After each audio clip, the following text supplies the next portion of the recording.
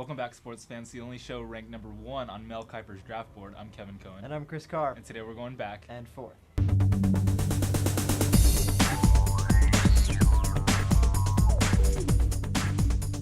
New York's Radio City Music Hall was the host of the 75th NFL Draft this past weekend. Former Oklahoma quarterback Sam Bradford was selected first overall by the St. Louis Rams and was followed by defensive tackle Ndamukong Suh to the Lions, tackle Gerald McCoy to the Bucks, offensive tackle Trent Williams to the Redskins, and safety Eric Berry to the Chiefs to round out the top 5.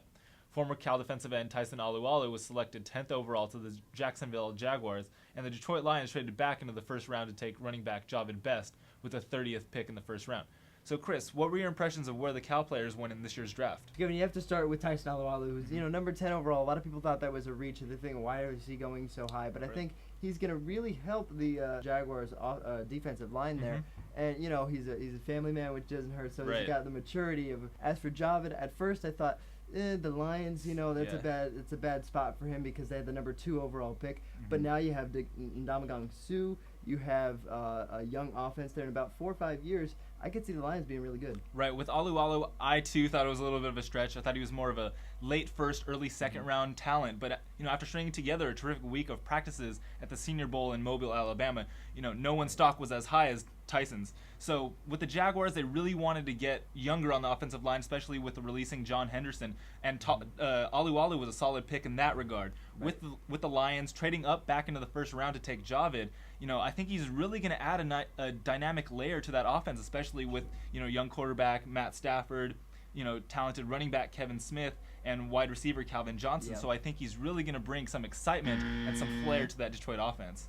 It was a tough weekend for the Cal baseball and softball teams, as the baseball team was swept by Stanford in Palo Alto, and the softball team was on the wrong side of a perfect game by Washington pitcher Danielle Laurie.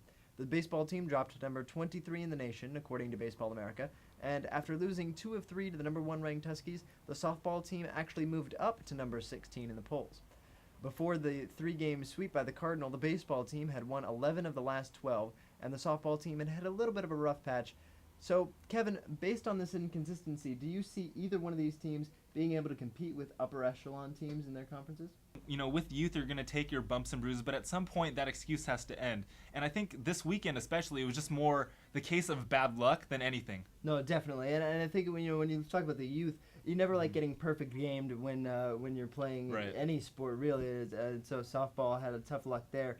But in baseball, these teams didn't really play badly in Stanford. They were close games, a pitcher's duel on the first day, and offensively, Marcus Semien went 4 for 4 in the last game, had 2 doubles there, and accounted for both runs with 2 doubles in the first game. So Kenny DeKroger was really the difference for the Cardinal in both games because he had game-winning RBIs. Cal has advanced to the national semifinals in rugby, and the Bears will now face an impressive Arkansas State team that is ranked number 3 in the nation. The game will be played at Stanford's Stuber Rugby Stadium in Palo Alto this Friday at 5 p.m. The winner advances to play either BYU or Army in the national championship. So, Chris, what are your predictions for this weekend?